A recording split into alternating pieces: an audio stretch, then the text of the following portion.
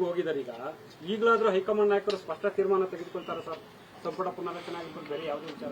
ನಾನು ಹೇಳಿದ್ನಲ್ಲ, ಪದೇ ಪದೇ ನಾನು ಅದನ್ನು ರಿಪೀಟ್ ಮಾಡ್ತಾ ಇದ್ದೀನಿ. ಎಲ್ಲವೂ ಕೂಡ ಹೈಕಮಾಂಡಿನ ಗಮನದಲ್ಲಿ ಇರುತ್ತೆ.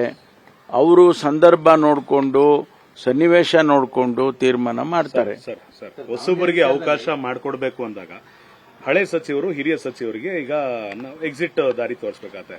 ಈಗ ಸೀನಿಯರ್ ಮಿನಿಸ್ಟರ್ಗಳು ನೀವಾಗ್ಲಿ, ರಾಮಲಿಂಗಾರೆಡ್ಡಿ ಅವರಾಗ್ಲಿ, ಎಚ್ ಕೆ ಪಾಟೀಲ್ ರಾಗ್ಲಿ, ಎಲ್ಲರೂ ಸೀನಿಯರ್ಗಳಿದ್ದಾರೆ. ನೀವು ದಾರಿ ಮಾಡ್ಕೊಡೋದಕ್ಕೆ ಒಪ್ತೀರಾ ಮನ್ಸಾರೆ? ಅಲ್ಲ, ಅವ್ರು ತೀರ್ಮಾನ ಮಾಡಿದ್ರೆ, ಯಾರು ನಮ್ಮ ಹೈಕಮಾಂಡ್ನವರು ತೀರ್ಮಾನ ಮಾಡಿದ್ರೆ ಅದಕ್ಕೆ ನಾವು ಒಪ್ಪಲೇಬೇಕಲ್ಲ. ಒಪ್ಪೋದಿಲ್ಲ ಅನ್ನೋ ಪ್ರಶ್ನೆ ಬರೋದಿಲ್ಲ. ಈಗ ನಾನಾಗ್ಲಿ, ರಾಮಲಿಂಗಾರೆಡ್ಡಿ ಅವರಾಗ್ಲಿ, ಜಾರ್ಜ್ ಆಗ್ಲಿ, ನಾವೆಲ್ಲ ಸೀನಿಯರ್ಸ್ ಇದ್ದೀವಿ. ಈಗ ನಮಗೆ ಅವರು ಇಲ್ಲ ನೀವು ಬದಲಾಯಿಸ್ಕೋಬೇಕು ಅಂತ ಅವ್ರು ತೀರ್ಮಾನ ಮಾಡಿ ಬದಲಾಯಿಸಿದ್ರೆ ನಾವು ಅದನ್ನ ಪ್ರಶ್ನೆ ಮಾಡೋ ಇದೇ ಬರೋದಿಲ್ಲ. ಅಲ್ಲಲ್ಲ, ಅದು ಹಂಗೆಲ್ಲ ಹೇಳಕ್ಕಾಗೋದಿಲ್ಲ. ದಾವಣಗೆರೆ ವಿಚಾರದಲ್ಲಿ ಸರ್ ಎಲ್ಲವೂ ಕೂಡ ಒಂದು ರೀತಿಯಲ್ಲಿ ಕೈ ಮೀರಿ ಹೋಗ್ತಾ ಇದೆ ಅಂತ. ಮೈನಾರಿಟಿ ಲೀಡರ್ಸ್ ಒಂದು ರೀತಿಯಲ್ಲಿ ಒಡಕ್ ಬಂದಿದೆ ನೋಡಿ. ಅವರು ನಮ್ಮ ಏನು ಜಬ್ಬಾರ್ ಅವರು ಟಿಕೆಟ್ ಕೇಳಿದ್ರು, ಅವರಿಗೆ ಟಿಕೆಟ್ ಸಿಗಲಿಲ್ಲ. ಅವರು ಚುನಾವಣೆಯಲ್ಲಿ ಹೆಚ್ಚು ಭಾಗವಹಿಸಲಿಲ್ಲ ಅನ್ನೋದು ಅವ್ರ ಮೇಲಿರ್ತಕ್ಕಂಥ ಆಪಾದನೆ. ಅದಕ್ಕೆ ಅವರು ರಾಜೀನಾಮೆನೇ ಕೊಟ್ಟಿದ್ದಾರಲ್ಲ, ಅಲ್ಪಸಂಖ್ಯಾತರ ಏನೋ ಘಟಕಕ್ಕೆ ರಾಜೀನಾಮೆ ಅಕ್ಸೆಪ್ಟು ಮಾಡಿದ್ದಾರೆ ನಮ್ಮ ಅಧ್ಯಕ್ಷರು. ಈಗ ಹೊಸದಾಗಿ ಒಂದು ಸಮಿತಿ ಮಾಡ್ತಾರೆ. ಈ ಮಧ್ಯೆ ಬೇರೆ ಬೇರೆ ಮೈನಾರಿಟಿ ಲೀಡರ್ಸ್ಗಳು ಸ್ವಲ್ಪ ಅವರಿಗೆ ಮಾತುಕತೆಗಳು ಆಗ್ತಾ ಇದೆ. ಇದನ್ನು ನಾನು ಕೂಡ ಮಾಧ್ಯಮದಲ್ಲಿ ಗಮನಿಸಿದ್ದೇನೆ. ಅದನ್ನು ನಮ್ಮ ಅಧ್ಯಕ್ಷರು ಡಿ ಕೆ ಶಿವಕುಮಾರ್ ಅವರು ಸರಿ ಮಾಡ್ತಾರೆ. ನಿಮ್ಮ ಕೆಎಂಡಿಸಿ ಚೇರ್ಮನ್ ಸೇರಿದಂಗೆ ಸರ್ ಸುಮಾರು ಜನ ದಾವಣಗೆರೆಯಲ್ಲಿ ಚುನಾವಣೆ ನಡೀತಿರ್ಬೇಕಾದ್ರೆ ಕಾಶ್ಮೀರದಲ್ಲಿ ಟೂರಲ್ಲಿ ಇರ್ತಾರೆ, ಜಮೀರ್ ಅಹಮದ್ ಅವರು ಕೇರಳದಲ್ಲಿ ಇರ್ತಾರೆ. ಜವಾಬ್ದಾರಿಯನ್ನ ತಗೊಂಡು ಹೈಯೆಸ್ಟ್ ಮೈನಾರಿಟಿ ವೋಟ್ಗಳೇ ಅಲ್ಲಿ ಸ್ಟ್ಯಾಂಡಿಂಗ್ ಪಾಯಿಂಟ್ ಅಂದಾಗ ಅಲ್ಲಿ ಯಾರು ಕೂಡ ಈ ರೆಸ್ಪಾನ್ಸಿಬಿಲಿಟಿನ ತಗೊಳ್ಳಲ್ಲ. ಚುನಾವಣೆ ಮುಗಿದ ಮಾರನೇ ದಿನ ಸಲೀಂ ಅಹಮದ್ ಅವರು ಆಮೇಲೆ ರಿಜ್ವಾನ್ ಅರ್ಷದ್ ಅವರು ಒಂದು ಪತ್ರಿಕಾಗೋಷ್ಠಿ ಮಾಡಿ ನಮ್ಮವರೇ ನಮಗೆ ಬ್ಯಾಕ್ ಸ್ಟಾಪ್ ಮಾಡುವಂತ ಪ್ರಯತ್ನ ಮಾಡಿದ್ದಾರೆ.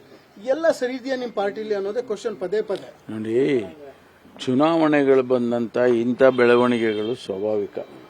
ಅದೇನು ಹೊಸದಾಗಿ ಏನಾದರೂ ನೀವು ನೋಡ್ತಾ ಇದ್ದೀರಾ? ನೀವು ಇಷ್ಟು ವರ್ಷ ರಿಪೋರ್ಟಿಂಗ್ ಮಾಡ್ತಾ ಇರ್ತೀರಿ ಚುನಾವಣೆಗಳ ಬಗ್ಗೆ.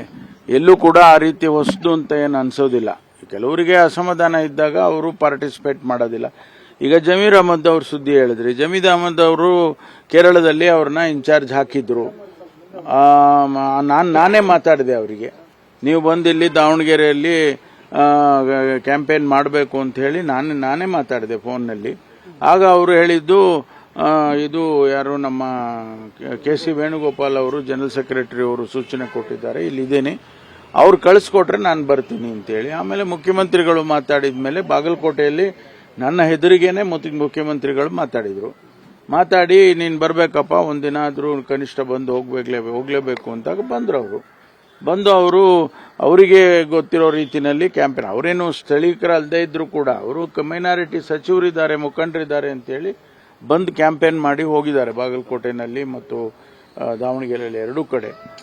ಅದನ್ನ ಈ ಬೆಳವಣಿಗೆಗಳು, ವ್ಯತ್ಯಾಸಗಳು ಇವೆಲ್ಲವನ್ನು ಕೂಡ ಪಕ್ಷದ ಅಧ್ಯಕ್ಷರು ಕರೆದು ಮಾತಾಡಿ ಸರಿ ಮಾಡ್ತಾರೆ. ಅದೇನು ಅಂತ ದೊಡ್ಡ ಇದು ವಿಚಾರ ಅಂತ ನನಗಾದ್ರೂ ಅನ್ಸೋದಿಲ್ಲ. ಯಾಕೆಂದ್ರೆ ನಾನು ಕೂಡ ಇಂಥದ್ದೆಲ್ಲ ಮಾಡಿದ್ದೇನೆ.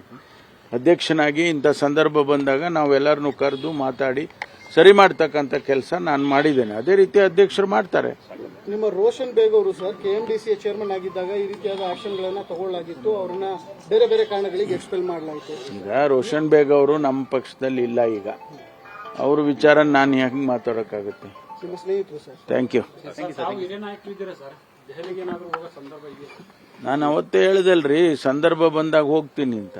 ಏನು ಡೆಲ್ಲಿಗೇನು ಬೀಗ ಹಾಕಿಟ್ಟವ್ರ ಬಾಗ್ಲಾಕಿ? ಡೆಲ್ಲಿಗೆ ಹೋಗೋ ಸಂದರ್ಭ ಬಂದ್ರೆ ನಾನು ಹೋಗ್ತೀನಿ.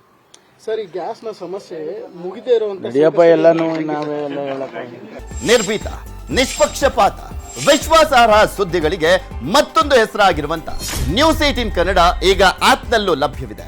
ದಯವಿಟ್ಟು ಇಲ್ಲಿರುವ QR ಕೋಡ್ ಅನ್ನ ಸ್ಕ್ಯಾನ್ ಮಾಡಿಕೊಂಡು ಆಪ್ ಅನ್ನ ಡೌನ್ಲೋಡ್ ಮಾಡೋದಕ್ಕೆ ಮರಿಬೇಡಿ.